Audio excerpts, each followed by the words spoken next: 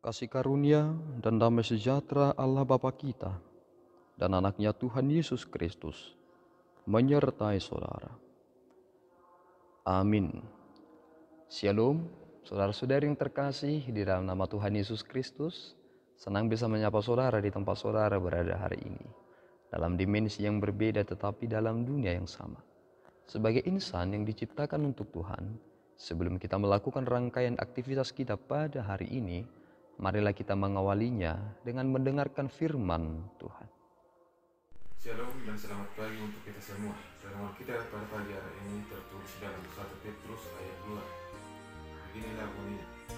Karena itu buanglah segala kejahatan, segala tipu muslihat, dan segala macam kemunafikan, kedengkian dan fitnah. Demikian firman Tuhan di pagi hari ini. Shalom. Saudara-saudari yang terkasih di dalam nama Tuhan Yesus Kristus, istilah yang mengatakan bahwa ketika kita sudah berada di dalam Kristus, kita harus sama seperti bayi yang baru lahir, yang merindukan air susu yang murni dan yang rohani. Pemahaman ini adalah benar, sebab Petrus sendiri menekankan suatu hal yang begitu signifikan dari orang-orang yang telah mengaku dosanya kepada Yesus Kristus. Dan inilah suatu rujukan yang harus kita tetap lakukan dan harus benar-benar kita lakukan dalam hidup ini, yakni membuang segala kejahatan, segala tipu muslihat, dan segala macam kemunafikan, kedengkian, dan fitnah. Mengapa kita harus membuang ini betul-betul dalam kehidupan kita? Karena kita harus mengerti satu hal, bahwa tuntutan kepada kita adalah sesuatu hal yang bersifat rohani, yang harus kita nyatakan sebagaimana Yesus Kristus berkata demikian, bahwa pohon itu dikenal dari buahnya. Sehingga ketika kita berkata bahwa kita adalah pengikut Kristus, maka hal-hal yang demikian tersebut benar-benar kita harus buang dari kehidupan kita. Pernahkah saudara memahami satu hal dalam doa yang diajarkan Tuhan Yesus Kristus? Dan ampunilah kami akan kesalahan kami seperti kami juga telah mengampuni orang yang bersalah kepada kami.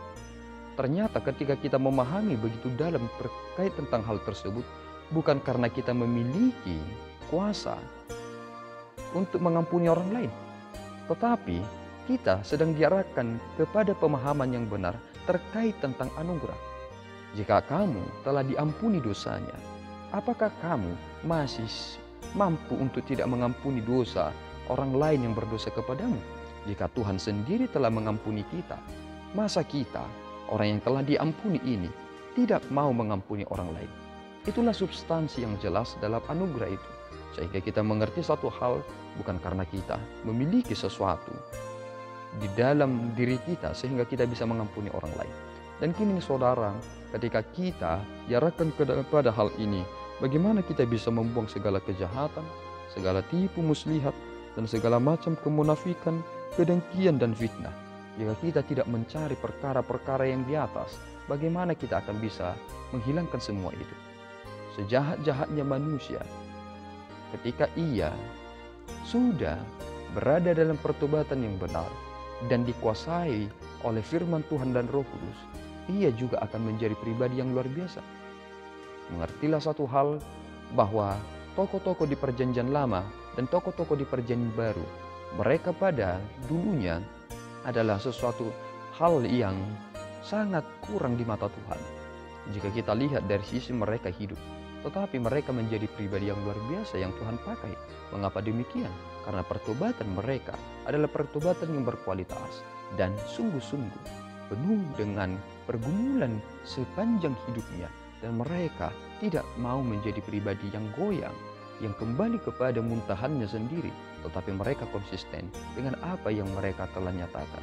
Kebanyakan dari antara kita, ketika kita sudah mendapatkan penyakit dalam hidup ini, lebih cepat berkata, Tuhan, aku akan melakukan yang terbaik dan aku akan meninggalkan itu. Ketika kita dulunya adalah pecandu rokok, kita langsung spontan berkata, aku akan meninggalkan rokok ya Tuhan. Tetapi ketika kita sudah mengalami hal-hal yang membutuhkan rokok tersebut, baru di situ kita berkata, Tuhan, bisakah aku merokok sekali lagi? Konsistenlah dalam hidup saudara. Jika saudara berkata ya, hendaklah ya. Jika saudara berkata tidak, hendaklah tidak. selebihnya berasal dari si jahat. Jangan menjadi pribadi yang lebih jahat setelah saudara telah meninggalkan pribadi saudara yang buruk. Ketika kita sudah bertobat dan melakukan hal yang buruk, kita adalah orang yang paling jahat. Kiranya Tuhan menuntun saudara untuk dapat menghindarkan dan membuang hal-hal tersebut, kejahatan, tipu muslihat, dan segala macam kemunafikan, kedengkian, dan fitnah. Itu tidak perlu. Yang terpenting adalah beritakanlah kebenaran itu, sebab itu berguna bagi tubuh dan berguna bagi jiwa. Amin, kita berdoa. Ya Allah Tuhan kami bersyukur atas anugerah-Mu. Terima kasih Bapa atas tuntunan-Mu dalam firman yang boleh kami dengarkan hari ini. Kiranya Tuhan menuntun kami supaya dapat menghilangkan, membuang segala bentuk kejahatan, fitnah, dengki dari hidup pribadi kami, sehingga kami menyatakan anugerah Tuhan yang telah kami terima itu, sehingga kami menjadi pribadi yang mau mengampuni orang lain, karena kami juga telah terlebih dahulu diampuni oleh Engkau. Ampunkan Tuhan segala dosa dan kekurangan kami. Dalam Yesus kami telah berdoa dan mengucap syukur.